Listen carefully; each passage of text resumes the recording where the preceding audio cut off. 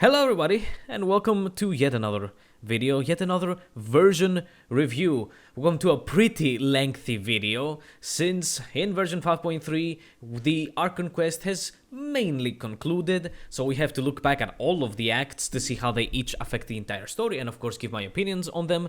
But not only that, we've got Lantern Rite as our main event, and some interesting minor events to look at. So, shall we begin? Because as I said, this should be a pretty packed video. So, the big one of course, Archon Quest. All in all, I have highly mixed feelings about the entire quest, and for most of the acts, this holds true. I will be ranking the Natlan Archon Quest at the end, once we go through all of the acts, compared to all the other nations. So, let's begin with Act 1. And Act 1 is a perfectly fine starting act, as is the case for basically all nation Act 1s. It does its job at introducing the mainish elements of the nation, while trying to give a small head start to the quest's general plotline. As a small recap, you meet Kachina, and together you travel to the stadium, and you get to control Kachina as she goes through the tournament. So Act 1 does its job as it should, so its impact on the entire story is neutral, as there isn't anything inherently bad about it, nor is there anything really remarkable in it. Onwards to Act 2 is the introduction to the people of Springs, followed by the search and rescue of Kachina. It's a fine act. The part before entering the Night Realm with the whole ritual to get in can drag on for a little too much, but it is nowhere close to something like Sumerus Repeats in the Dream World or the whole Meropide act in Fontaine. And the Night Realm section is quick and to the point, with honestly a very nice ending with Mavuika punching a giant hole to rescue you. So in the end, it's a good act. But Genshin always has this problem of trying to make you care for a character after barely interacting with them, and Kachina falls in the middle of this.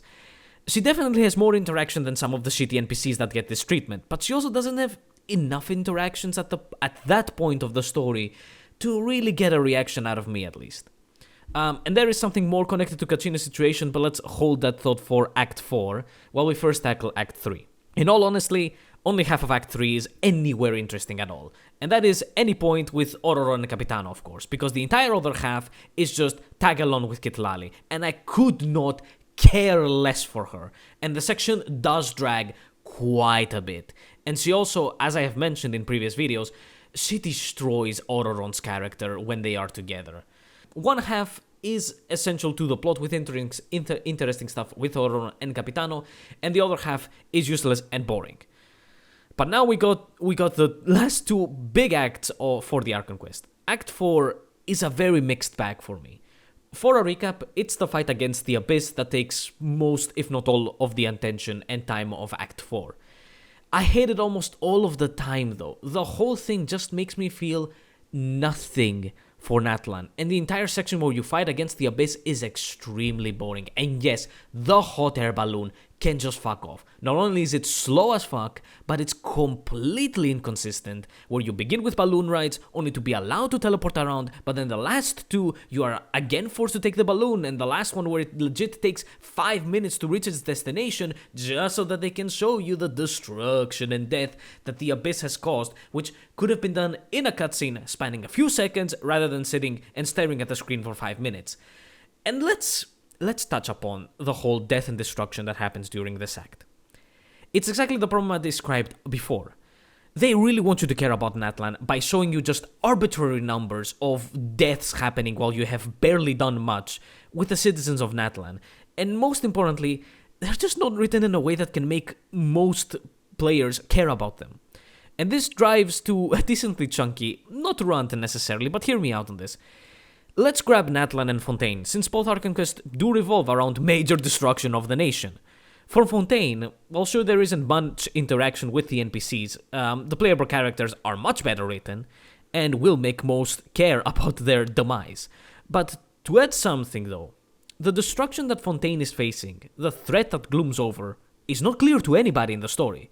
No one knows how the destruction will begin, and what form it will exactly take for it to begin. It's just a prophecy passed on through words, through stories, and in the absolute end of the quest does anybody learn about the whale, which isn't the absolute reason for the destruction, right? And the point I'm getting at is that the people of Fontaine can do jack shit to fight their imminent destruction, as there isn't anything physical threatening them. The lack of a target, let's say, that causes this destruction makes the whole plot very interesting and much more involving for the player. I think it is very much more likely that players will care more for the people of Fontaine dying to something they have no idea about, nor have any way or information on how to prevent, than compared to Natlan, where there is quite a lot of knowledge about its destruction, and that is the Abyss. And the Abyss always takes on some sort of physical form or corruption that has ways to combat it. And that is the entire nation of Natlan. The nation and its people are sold to you as a nation of war, and full of warriors that are constantly fighting the Abyss. So to go back to the whole magical death numbers in Act 4, this is war. Like it or not, people will die in a war. So this just stacks on top of reasons that don't really make the player attached to the people of Natlan, so it all falls apart when you really think about it. We supposedly also have these mighty warriors from each tribe, blessed by previous mighty warriors, and yet we are struggling like crazy. Like, you would expect that these warriors would be a little bit of a saving grace in this dire situation, but it doesn't feel like it. They don't make it feel like these warriors are really doing something to prevent all this horrendous thing. And yes, it is tough to go against the Abyss, but still, again, they are sold to you as mighty warriors. And this is where I want to mention Kachina's situation, because when you get in Act 1 to the stadium, you meet Moalani and Kinich, who very casually tell you that dying isn't a problem for the Natlanese, and they have died themselves, but oh no, we have to make up some bullshit for you to care about Kachina, so oh no, we can't bring her back. So what was the point of Kinich and Moalani being so calm about death? At least they could have said that the Abyss has been causing problems with the resurrection ritual, but they don't. And this attitude, once again, adds on top of why I really do not care for people dying during Act 4 when you motherfuckers don't seem to be alarmed about the concept of death. Like, the whole mood and atmosphere just doesn't make sense. At the absolute least, Act 4 ends with Mavuika punching a hole in the sky, which is barely touched upon, even after the end of the quest, and honestly, I care more about that compared to the entire Natlan plot, but it seems I won't be getting my answers anytime soon. So let's finish things up with Act 5. Act 5 begins, okay, you learn about the progress of your ancient name to get you into the Night Realm, and there is a small party ceremony, let's say before your departure, but we couldn't just end stuff there because you gotta teleport around with Kachina, and also for some reason be shown that her Saurian is depressed, but oh no, it's not actually depressed, it's Abyss corruption, which also happens to be purged by the Traveler, because God forbid we have some serious stuff in this game, I guess. Although the kid is sad about the grandparents dying, where we could have swapped them for the parents to be a bit more hard-hitting, honestly. This whole thing is followed by getting the ancient name and then doing a small ritual to make sure all is okay, but then there is an unskippable section with spirits that leak to the physical world, and why are there so many, and why is their dialogue unfucking skippable? That's my main problem. You got the ancient name, do the ritual, sow signs with the spirits that things are getting very unstable, and just skip to the main part of the quest. I don't need to hear the ghosts rambling like 5+ times, and of course the spirits of the Saurian grandparents show up. Like, why? This whole section drags on and sucks. It really ruins the flow of the quest, this beginning flow. Which gets to the main part, where for some reason you have to enter a domain. I don't know why they put you into a domain before entering the stadium. Seriously, there is no reason to make this scene into a domain. It's very weird. This is the only time this has happened. But anyway, so you enter the Night Realm with Mavuika, and there are a few split sections here. You start with Mavuika, and her section is decently small, and then you switch to the Traveler, where their section is pretty boring. Like, okay, there are some spirits of people you have met before, and they help you a bit, but then follows a section where you need to use every Saurian, and this section is extremely boring. I mean, I have already mentioned my distaste of these things during exploration, and now they're here to ruin the quest as well, because there are like two to three completely automated sections. I think it's with the bird one, the dinosaur one, and then the shark one, and they are boring as hell because they are completely automated. And if that wasn't enough, you have to use the other ones for platforming sections, and you know they all control like ass. And I have to mention the bat, because throughout your entire time exploring the area with the Saurian, right, exploring Natlan, you are taught to use the aiming button to scan stuff on graffiti. But here, they want you to use the elemental sight, which you genuinely only use once before in a side quest or Tribal Chronicles. Like, why? All the time you're exploring around, you are scanning things, but all of a sudden they remember that they gave this thing special elemental side for some reason, and I guess we gotta hit a quota for you to use it. Like, huh? This section is unfathomably boring with all of the Saurians, and after it is the reveal of the thing. I'm not going to try to pronounce the name, so I shall dub it Abyss Dragon. So you fight the Abyss Dragon with just the Traveler, and it's seriously happy slaps for 2 minutes until the game decides you have had enough, where you're put into a walking section with Mavuika, followed by a cutscene that, my goodness, it's so bad. So you happy slap the dragon, and then all of a sudden, with nothing in between, we are suddenly losing, and then the people in the stadium seem to magically give the Traveler and Mavuika the power of friendship to defeat the dragon. Which, really? Like, look, in its void, it's nothing much. But compared to other Archon quests, it's such a step back to something extremely cliche. How do we go from the Archon sacrificing themselves to give the Dragon Sovereign their power back and then defeat the main evil to power of friendship? Because it really doesn't feel like the power of the people of Natlan, especially since, as I said, there is no cutscene or whatnot in between you slapping the dragon with the Traveler to magically losing, apparently. Anyway, and then Mavuika joins and you beat the dragon, hooray. That's the quest ending with a small celebration section. So all in all, the Natlan quest is quite the mixed bag. You wish I wouldn't mention this last part. So, after the whole celebration thing, comes one of the worst written things I have ever experienced, in media in general maybe, with Capitano's sacrifice. Like, this entire part is so bad, it almost makes me want to say nothing about it, because I think we all collectively agree it's unfathomably bad. But I have to speak my words on this. It's interesting, sure, that we get to meet the Ruler of Death, and the environment does look fucking sick. But sacrificing Capitano like this, and they also just ass-pull the whole his heart is specially made to absorb souls, just ruins the entire moment. And honestly, why is this entire part here? Why isn't Capitano joining us to defeat the Abyss Dragon, followed by Ronova appearing, or teleporting everybody to Capitano's resting place, and then the whole thing happening? There, followed by escaping the Night Realm, potentially. Like, the flow would be so much better, and I would rather they pull a reason for Capitano to be inside the Night Realm to fight alongside us, rather than the whole heart thing. It's exactly what I said about Kachina.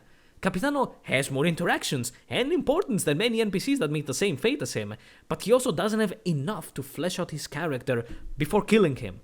And yes, there is a good chance they will pull something to bring him back to life and maybe make him playable, but that doesn't mean he was treated well inside of Natlan's story, and he was just thrown away.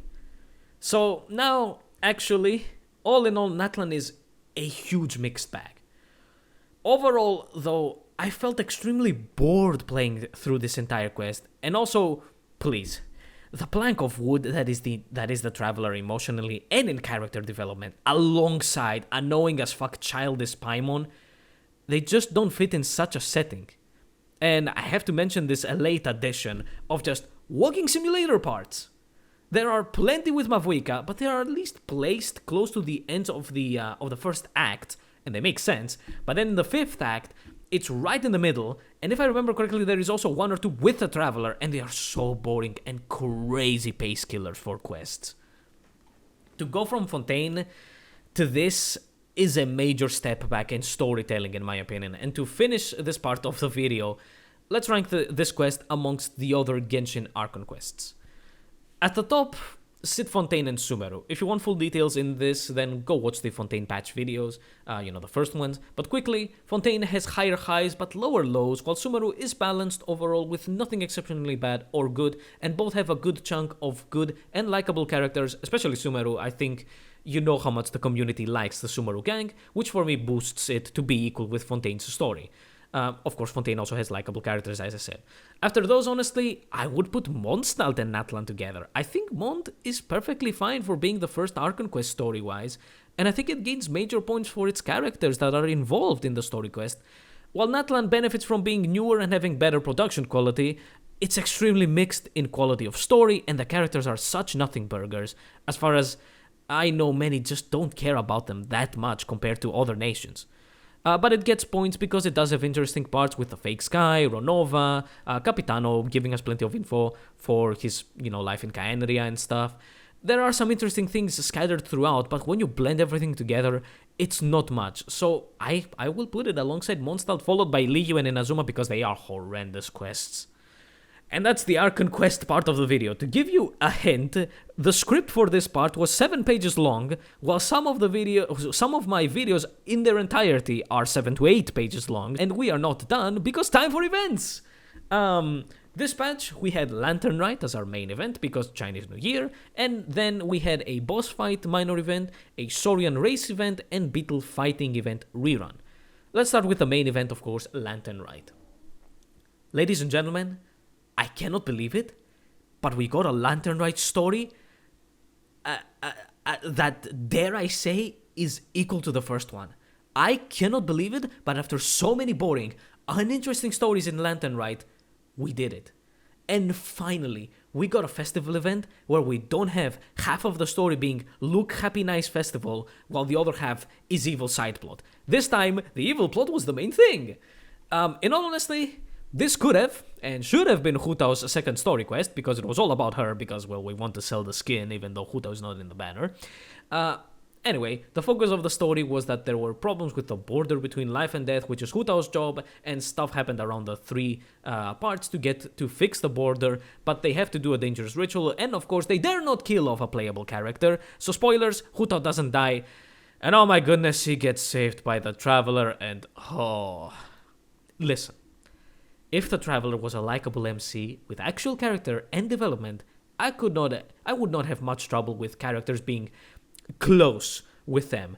And yes, this goes for both. But they are the Genshin MCs and they are horrendous. So to see Hutao act like this with the Traveler is cringe and, dare I say, vomit-inducing. But take that out and the story was good, with pretty decent character interactions overall. Yeah, as I said, I was surprised, and it's pretty equal to the first Lantern Rite with Xiao. So, to minigames, or rather there is something different this time. Except for the classic minigames, we get these interactive spots around the entire city of Liyue Harbor that you had to go around and find, interact, and get points. There were 3 types. There were coins that you attack to make them spin, and that counts as the interaction. There were these firework launchers with symbols on them, and they would rotate between like 5 different symbols, and you needed to attack them and match all of the launchers to one symbol, and that was the interaction. And lastly, there were these telescopes that put into very random things, all of them being hilichurls doing random stuff, which was very weird. I mean, why wasn't it seeing characters from afar? Yes, it sounds like stalking, but it could have been characters from afar or just something better than hilichurls. But yeah, you looked through the telescope, and that was the interaction. But yeah, it was nice seeing all of these scattered around the city, which was a little bit, it's a nice extra from just minigames. So, let's get into the minigames, where we have a gift card making minigame, a combat minigame, and Puyo Puyo.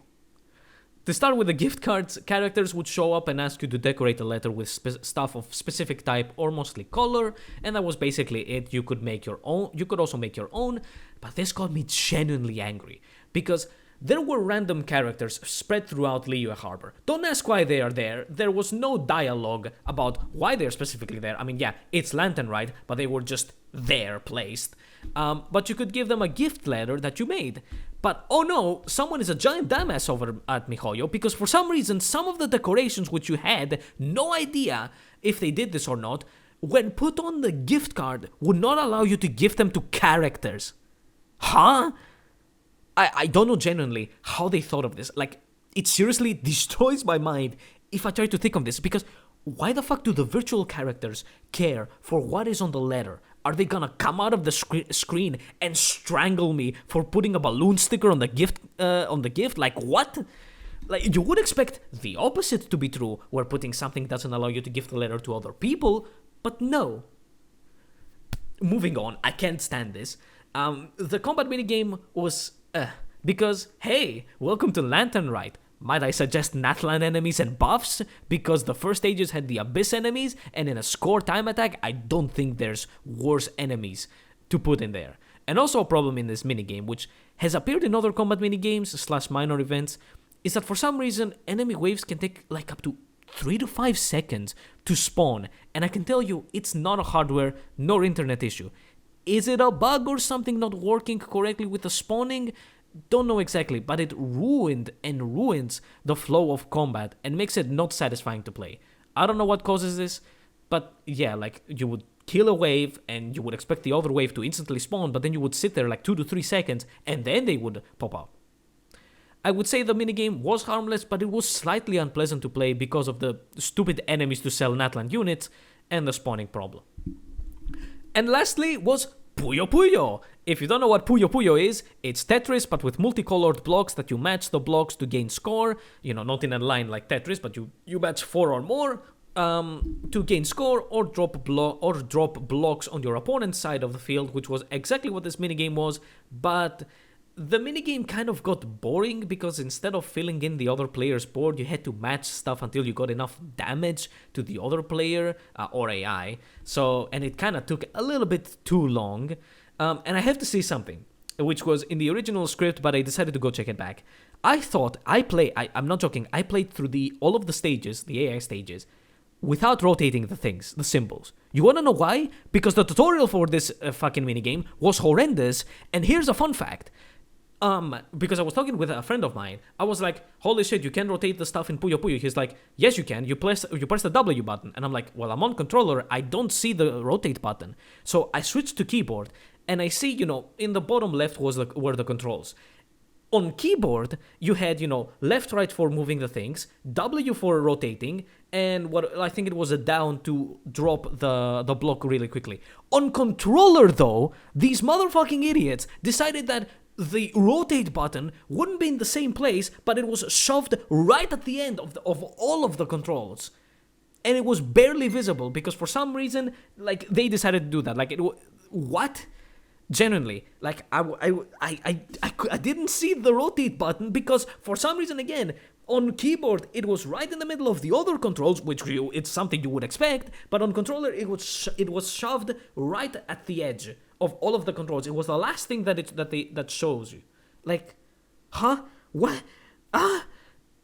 Anyway, yeah, so there was a small segment on this video, on the script, that I said you could not rotate stuff, but then you see how I did not notice the rotate button, because they did this dumb shit with the controls on the bottom left. Anyway, overall, minigames and extras outside the story were very, very meh. The new addition of stuff around the harbor was nice, gift card thingy except the bullshit was harmless, and the combat and Puyo Puyo were just a little bit insufferable. But the story was great, so overall, great Lantern Rite. I would rank it second, very slightly behind the first one. Sorry, but the first one with Xiao also had, like, the only good version of Theater Mechanicus, honestly. So, yeah, I would rank it, the first one still is first, man. But this is definitely closely behind. Which brings us to the minor events, and let's get 2 of them out of the way quickly. The Saurian racing event was literally like the challenges around Natlan with the Saurian, or of course you could use the Natlan characters.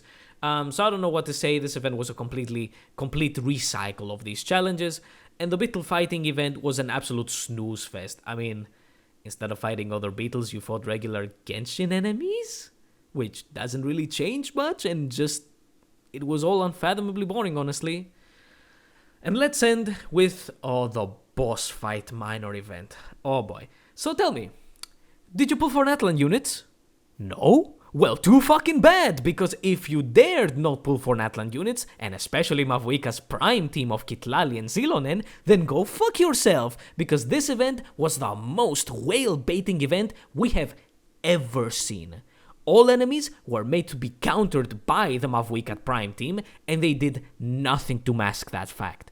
So in this boss fight event, You fought the Natlan Mecha boss that needs a Natlan character from Children of the Echoes to break the pillars, or Mavuika, of course, because her motorcycle can just magically climb shit. The Geo Legion Centaur thing from Fontaine, where, Mavuika is a claymore that hits quickly, and she uses Zilonen. And then there's the Hydro Tulpa for free Vaporize, and the Crab, which is the only enemy that Mavuika might need to change tactics. But if this boss catering wasn't enough for you, the way the event worked was very similar to the previous boss fight event, where you chose buffs for the enemy that upped the difficulty, and let me simply explain this to you. To get the Primos, you had to use at least 2 buffs for the boss, and if you know your Genshin mechanics and themes, you would decently easily defeat the boss. Add any more, and especially the remaining 2, because there were always 4 buffs to choose from, and if you choose all 4, you went to the Platinum difficulty, and the bosses were completely unkillable unless you wailed hard. It was impossible, seriously. Ask anybody, and they will tell you the same. The buffs gave the bosses so much damage that they one-shotted any character, except for, oh, would you look at that, Mavuika's Pride team has a shielder. And one of the buffs always give the boss a one-shot move. And no, it wasn't just a lot of damage. The buffs clearly stated that it would instantly down the active character. Holy shit, this event was unbelievable. That it got conceived and unproved, but of course it's whale baiting.